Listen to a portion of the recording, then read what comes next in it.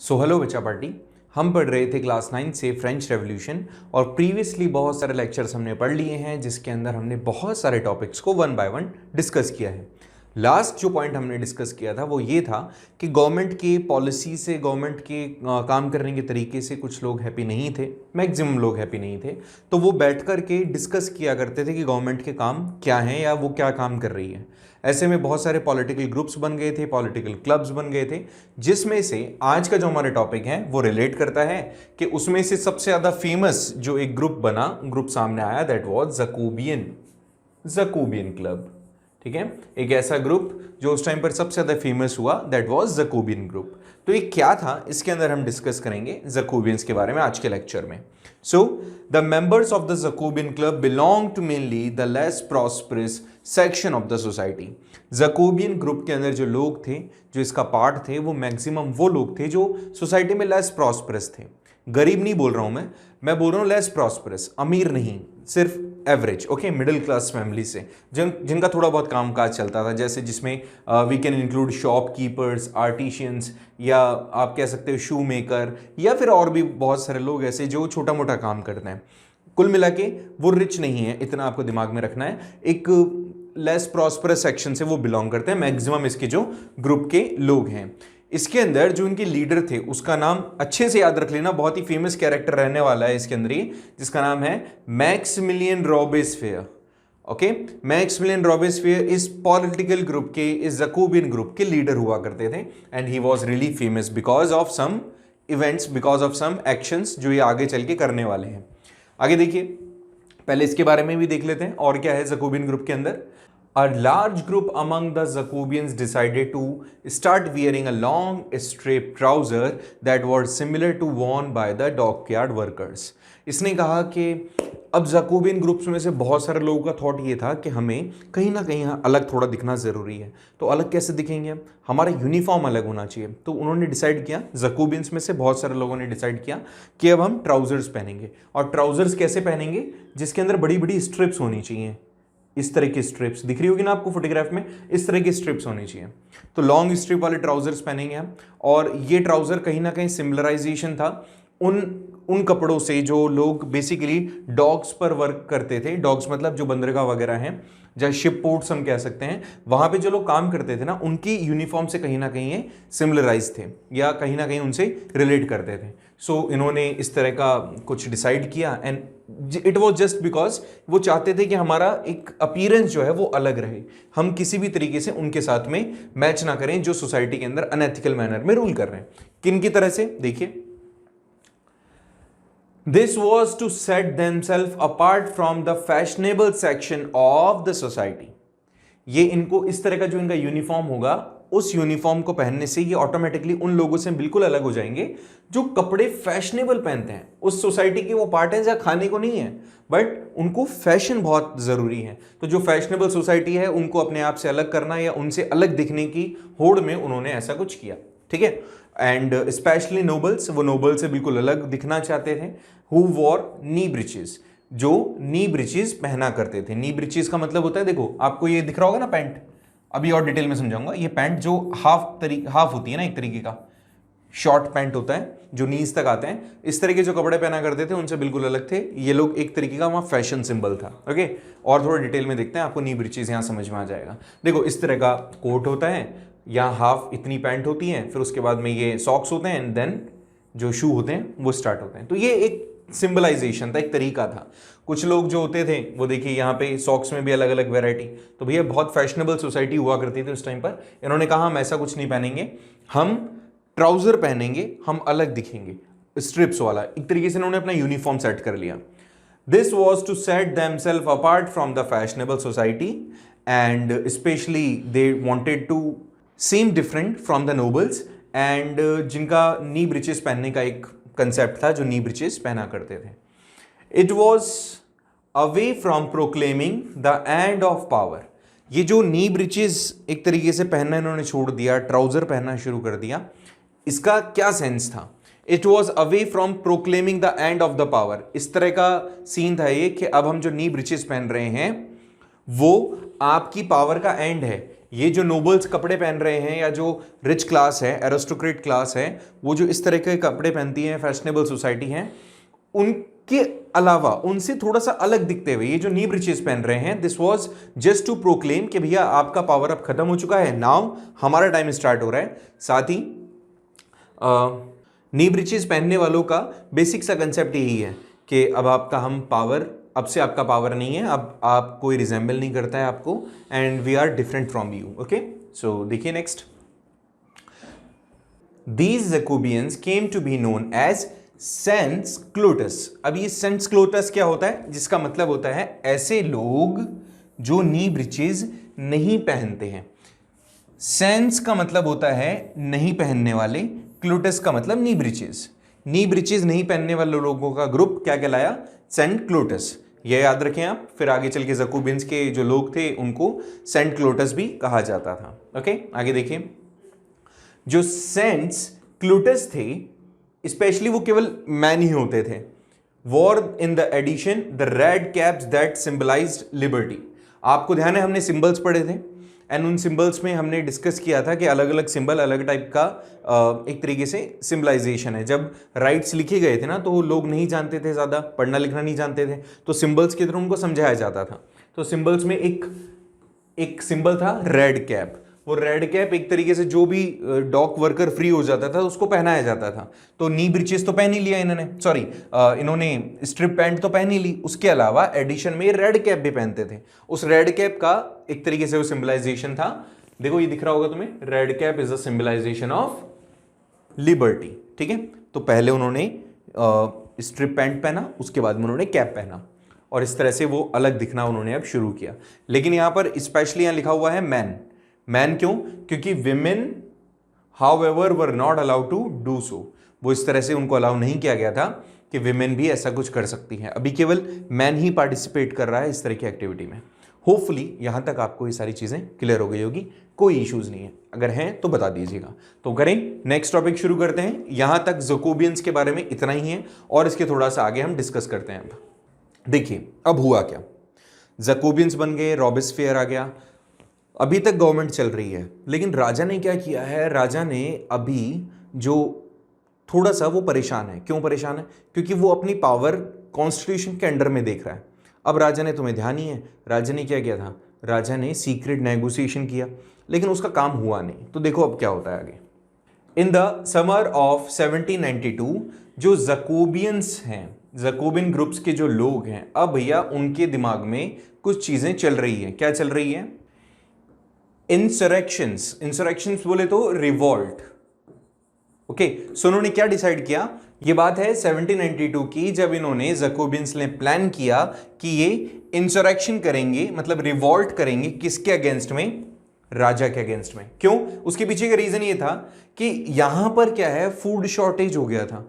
आपको पता ही है, पॉपुलेशन बढ़ गई अचानक से, and the people were not happy, लोग खुश नहीं है। ऐसे में यहाँ पे जितनी भी चीज़ें की जा रही है वो सिर्फ और सिर्फ टैक्स बढ़ाने के लिए की जा रही है। पार्लियामेंट भी बन गई है, बट पार्लियामेंट भी कुछ नहीं कर पा रही है। सो दैट दे इनिशिएटेड कि अब तो भैया रिवॉल्ट होगा। ये रिवॉल्ट होता है ना, ये फिजिकल रिवॉल्ट है, ये बात समझना। अभी तक जो कुछ हो रहा था वो राजा को समझाया जा रहा है, मनवाया जा रहा है, राजा भी ठीक है कर लेंगे, लड़ाई दंगे हो रहे हैं, लेकिन ये वाला अब एक्चुअल में रिवॉल्ट होगा। तो देखो इन्होंने क्या कहा कि इस तरह के जैकोबियन जो ग्रुप है उन्होंने रिवॉल्ट कर दिया, और उसके पीछे तुम रीजन जानते ही हो, लोग पेरिस के अंदर इकट्ठा हो गए, एक जगह आ गए, और ये लोग बहुत गुस्सा थे, नाराज थे, जस्ट बिकॉज फूड सप्लाई की शॉर्टेज थी।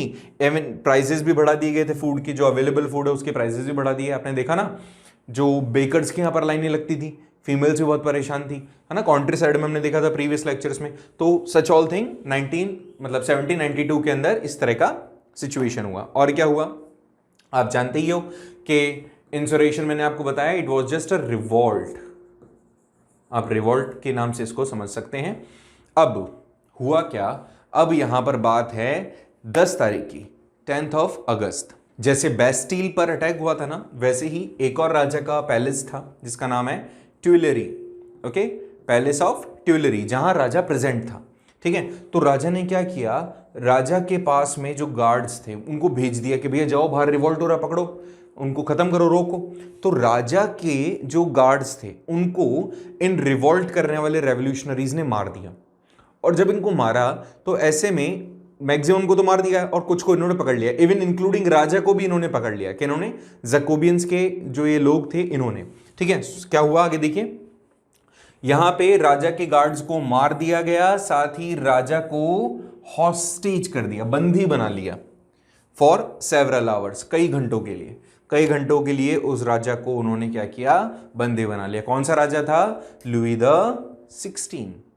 अब आगे चलकर के क्या हुआ, राजा हटा दिया गया है, उसके लोगों को मार दिया गया है। अब जो असेंबली थी, later the assembly voted to imprison the royal family, वहां पे जो असेंबली मौजूद थी अभी भी, उन्होंने कहा कि राजा की जो पूरी फैमिली है, रॉयल फैमिली है, उसको कहां डाल दो, जेल में डाल दो। ठीक है भाई, जेल में डाल देंगे। अब आगे चल के असेंबली ने कहा कि रॉयल फैमिली को जेल में डालो, ही जेल में डाल दिया हमने, और उसके बाद में इलेक्शंस हुए, राजा को जेल में डाला गया एंड देन आफ्टर इलेक्शंस हुए। अब तुम जानते ही हो इलेक्शंस होंगे तो क्या होगा, ऑफ कोर्स नई गवर्नमेंट आएगी, लेकिन नई गवर्नमेंट भी वैसे ही काम कर रही है जैसे पहले राजा ने क्या कहा था, एक्टिव सिटीजन पैसिव सिटीजन, नहीं। अब इन्होंने कहा कि जो नई गवर्नमेंट आएगी वो अलग तरीके से आएगी, कि जो पहले आपने एक्टिव सिटीजन पैसिव सिटीजन का कंसिडरेशन किया था उनको अलग अलग कर दिया था, now there will be no differentiation, every person, और स्पेशली मैन ही कहेंगे अपन, विमेन को अभी भी राइट नहीं थे, the person who has gained the age 21 now, या तो 21 साल, 21 से ज्यादा, he has the voting right, अब उसके पास में वोटिंग राइट है, रिगार्डलेस ऑफ वेल्थ, पैसा हो चाहे नहीं हो, जो भी पर्सन 21 साल का है, now he has voting right. लेकिन ये याद रखेंगे आप, केवल मैन, विमेन नहीं है, ठीक है। चलिए नेक्स्ट देखते हैं। अब जो ये न्यूली इलेक्टेड असेंबली थी, इसे क्या कहा गया, कन्वेंशन। आप ये याद रखें, ये क्वेश्चन आता है कि कन्वेंशन क्या, तो कन्वेंशन का मतलब जो भी अभी हमने ग्रुप बनाया, जो क्या कर रहा है, 21 साल से 21 ईयर से जो ज्यादा का पर्सन है, जिसके पास में वोटिंग राइट है, उस पर्सन के थ्रू वोट डलवाए गए, और वोट डलवाने के बाद एक नई असेंबली इलेक्ट की गई। नई असेंबली इलेक्ट करने के बाद में उस असेंबली को क्या कहा गया, कन्वेंशन। Okay, convention. और ये याद रखें, पूछा जाता है कन्वेंशन क्या है, तो यू विल टेल कि नई जो असेंबली बनी थी उसे कन्वेंशन कहा गया। दोबारा देखें आगे इसकी क्या होगा। 21 सितंबर 1972 जो नई असेंबली चुनी गई है, उसने क्या किया, उसने नया डिसीजन लिया कि अब हमारे यहां से मोनार्कियल फॉर्म ऑफ गवर्नमेंट नहीं होगी, मोनार्की यहां से अबॉलिश कर दी जाएगी। साथ ही डिक्लेयर किया गया कि जो फ्रांस है अब वो रिपब्लिक है। रिपब्लिक का मतलब क्या होता है, रिपब्लिक का मतलब होता है किंग का नहीं होना, राजा नहीं हो, ऐसी कोई सिचुएशन जहां पे राजा रूल नहीं करता, ठीक है, तो उसको रिपब्लिक कहा जाता है। ये डेमोक्रेसी अभी तो नहीं है, हम डेमोक्रेसी नहीं कह सकते क्योंकि यहाँ पे जो विमेन है उसके पास में वोटिंग राइट नहीं है, तो डेमोक्रेसी का एक तरीके से ये सब फॉर्म है, ठीक है, क्योंकि ये रिपब्लिक बन गया है अब। तो किंग नहीं है, लेकिन 21 सितंबर 1792 को इन्होंने ये प्रोक्लेम किया कि फ्रांस में अब मोनार्कियल फॉर्म ऑफ गवर्नमेंट नहीं होगी। और देखिए क्या हुआ, जब मोनार्की को इन्होंने हटाया तो ये भी यहां पर अबॉलिश कर दिया गया कि भैया तुम जैसे पहले मोनार्की के अंदर हेरिडेटरी फॉर्म जो होती थी कि राजा फिर उसका बेटा फिर उसका बेटा, इस तरह का काम चलता रहता था, now this would not be possible, अब ऐसा नहीं होगा, हेरिडेटरी फॉर्म नहीं होगी। लुई द 16 जो सबसे ज्यादा एक तरीके से बड़ा कल्पिट माना गया इनके थ्रू, इसको सेंटेंस दे दिया गया, डेथ सेंटेंस दे दिया गया, मृत्यु की सजा, फांसी की सजा दे दी गई। क्यों? क्योंकि इसने क्या करता, ट्रीजन किया था। ट्रीजन का मतलब क्या होता है ये बताऊंगा, बट पहले समझें कि लुई द 16 को सेंटेंस दिया गया, डेथ सेंटेंस, और इसके ऊपर चार्ज लगाया गया ट्रीजन का। चार्ज मतलब इसका क्या वजह है, ऐसा फांसी की सजा क्यों दी है, मारने की सजा क्यों दी? क्योंकि भैया आपको ध्यान है इसने क्या किया था, जो प्रशियन किंग है उसके साथ में मिलकर के सीक्रेट नेगोशिएशन किया था, और अपने देश के असेंबली को ही, अपने देश को टीज करने के लिए इन्होंने क्या किया, प्लानिंग करी। तो पहले तो ट्रीजन समझ लो क्या है। ट्रीजन का मतलब होता है अगर कोई अपनी कंट्री के साथ में धोखा करता है, अपनी कंट्री के साथ में अगर कोई धोखा करेगा तो उसको जो सेंटेंस दिया जाएगा वो कहा जाएगा ट्रीजन। तो इसको आप ऐसे लिख सकते हो ना, इसको आप ऐसे लिख सकते हो, a person who cheats with country, उसके लिए जो सजा है दैट इज कॉल्ड ट्रीजन। ठीक है, तो इसने चीट किया, सो दैट इसको क्या किया गया, सेंटेंस दिया गया, डेथ सेंटेंस। रॉयल फैमिली तो पूरी की पूरी कहां है अभी, पूरी की पूरी रॉयल फैमिली अभी जेल में है। ठीक है, सो देखिए आगे क्या हुआ। और बात है 21 जनवरी 1793, अभी क्या डेट था, 21 सितंबर 1792, और अभी क्या डेट है, जनवरी 21 1793। अब हुआ क्या, राजा का एक और पैलेस था, उस पैलेस के अंदर राजा को डेथ सेंटेंस तो मिल ही गया। अब उस पैलेस के अंदर क्या हुआ, राजा को पब्लिकली फांसी लगा दी। कौन सा पैलेस था, ये भाई छोटे छोटे क्वेश्चंस हैं। पैलेस द ला कॉनकॉर्ड, ठीक है, पैलेस द ला कॉनकॉर्ड में राजा को पब्लिकली फांसी लगा दी गई। डेट कौन सी थी, 21 जनवरी 1793। पब्लिकली राजा को फांसी लगाई गई और ये बताया गया भैया अब से तुम्हारी जो जगह है, तुम्हारा जो देश है वो फ्री है। गॉट इट, बहुत ही इंपॉर्टेंट क्वेश्चंस में से है पैलेस द ला कॉनकॉर्ड। ठीक है, ये याद रखें आप। चलिए और क्या हुआ, अब बची कुची एक यहाँ पर रानी है, उस रानी के साथ भी यही होगा। रानी को भी आगे चल करके सेम उसके साथ भी यही कंडीशन हुई, रानी को भी फांसी लगा दी गई थी, रानी को भी मार दिया गया था। ठीक है, तो आगे चल के जो मैरी एंटोनिटी है उसको भी सेम यही एक तरीके की सजा मिली और उसको भी वहां से हटा दिया गया, मार दिया गया। सो बेटा जी इस तरीके से हमने रॉबेस्फेयर तक का जो कंडीशन है वो कंप्लीट किया है। रॉबेस्फेयर का रेन ऑफ टेरर अब हम नेक्स्ट पढ़ने वाले हैं। इसके पहले तक का कि वहां पे राजा कैसे हट गया, ये वाला पार्ट हमने कंप्लीट कर लिया। लुई 16 का जो रोल था वो हमने यहाँ पर कंप्लीट किया है। अब वहां पर जो गवर्नमेंट है, अभी जो न्यूली इलेक्टेड गवर्नमेंट है, उसको लीड करेंगे रॉबेस्फेयर, और रॉबेस्फेयर कुछ ऐसे काम करेंगे जिससे कि फ्रांस में वापस से टेरर आ जाएगा। अब आप ये समझें कि यहां तक का स्टोरी जो है हमारा पार्ट 1 है, इसका पार्ट 2 है ये रेन ऑफ टेरर वाला, और उसके बाद वाला आएगा नेपोलियन का।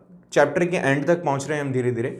आपको मेमोराइज करना है, याद करना है, तब तक आप बने रहें, प्रीवियस वीडियोस देखते रहें। कोई इश्यूज हो तो हमसे पूछें। ठीक है, हम पढ़ेंगे नेक्स्ट लेक्चर में रॉबेस्फेयर के बारे में कि रॉबेस्फेयर कैसा था। अभी तक मैंने रॉबेस्फेयर के बारे में केवल एक चीज बताई है कि वो जैकोबियन ग्रुप्स का कौन था, हेड था, लीडर था। रिवाइज करवाऊं, चलो एक छोटा सा रिवीजन भी ले लेते हैं ना जल्दी से कि क्या क्या हुआ है फटाफट से, क्योंकि बाद में फिर आप कहेंगे सर याद ही नहीं हुआ हमें। तो चलो देखो, तो मैंने जैकोबियन ग्रुप के बारे में बताया। Jacobin group less prosperous section था सोसाइटी का।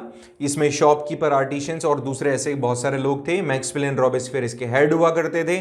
जैकोबियंस ने बोला हम तो लॉन्ग स्ट्रिप और ट्राउजर्स पहनेंगे जिससे कि हम अलग दिख सकें, और ये हमारे जो ट्राउजर्स हैं किससे बिलोंग करते हैं, किसके जैसे सिमिलर हैं, जो डॉक वर्कर्स हैं उनके जैसे हैं। और ये एक तरीके से उन लोगों के ऊपर तमाचा है, उन लोगों की गाल के ऊपर तमाचा है जो लोग फैशनेबल सोसाइटी को ज्यादा प्रमोट करते थे। हम बिल्कुल अलग दिखने चाहिए। क्यों? क्योंकि हमें इन लोगों को एक तरीके से ये समझाना है कि इनका जो पावर है अब वो खत्म हो गया है। और आगे चल के यही हुआ। इन लोगों ने नी ब्रिचेस पहनने वाले जो लोग थे उनको क्या कहा गया, सैनक्लोटस। ठीक है, याद रखें सैनक्लोटस इनको कहा गया। और ऐसे क्यों? सैन्स का मतलब होता है बेसिकली नहीं पहनने वाले, क्लोटस का मतलब होता है नी ब्रिचेस। नई ब्रिचेस पहनने वाले लोगों को कहा गया। और आगे चल के फिर उन्होंने वो कैप भी पहनना शुरू किया, क्योंकि जब हमने सिंबल्स पढ़े थे तब पढ़ा था कि कैप का मतलब है फ्रीडम, लिबर्टी। आगे चल करके विमेन को जब इन्होंने अलाउड नहीं किया इस तरह की एक्टिविटी में, द पीपल उन्होंने रिवॉल्ट कर दिया against the king in summer 1792। Summer मतलब मई जून वाला, ठीक है, उस टाइम पर रिवॉल्ट हुआ। लेकिन आगे चल करके जैकोबियंस ने जब रिवॉल्ट किया तो रिवॉल्ट ये फिजिकल रिवॉल्ट था, वेपन्स के साथ में था। और अल्टीमेटली अगस्त तक आते आते राजा को पकड़ लिया गया, राजा को बंदी बना लिया गया। और वहां पे फिर इलेक्शंस हुए। इलेक्शंस होने के बाद में नई गवर्नमेंट बनी। नई गवर्नमेंट ने ये डिसाइड किया कि अब कोई भी पर्सन जो रॉयल फैमिली से है वो इसका पार्ट नहीं बनेगा, नई गवर्नमेंट आएगी। नई गवर्नमेंट इलेक्ट की गई जिसको कन्विक्शन कहा गया। उसके बाद में सितंबर 21 को राजा को एक तरीके से डेथ सेंटेंस सुनाया गया, अबॉलिश कर दिया गया मोनार्की वहां पे। उसके बाद रानी के साथ भी वही सीन हुआ और राजा को जो फांसी लगाई थी वो जनवरी 21 को लगाई थी। It was just a quick revision, hopefully आपको समझ में आया होगा। ठीक है, अच्छा ये चीज और कि राजा को जो फांसी लगाई गई थी उसका कॉज क्या था, ट्रीजन, याद रखना उसका कॉज था ट्रीजन। और राजा को जहां पे फांसी पे चढ़ाया गया था वो कौन सा था, पैलेस दाले कॉनकॉर्ड। ठीक है, ये छोटे छोटे क्वेश्चंस बनेंगे बहुत सारे, आपको याद रहने चाहिए। तो इस तरह से ये वाला लेक्चर भी हमने कंप्लीट किया। अब हम पढ़ेंगे नेक्स्ट लेक्चर में इसके आगे। तब तक के लिए बाय बाय।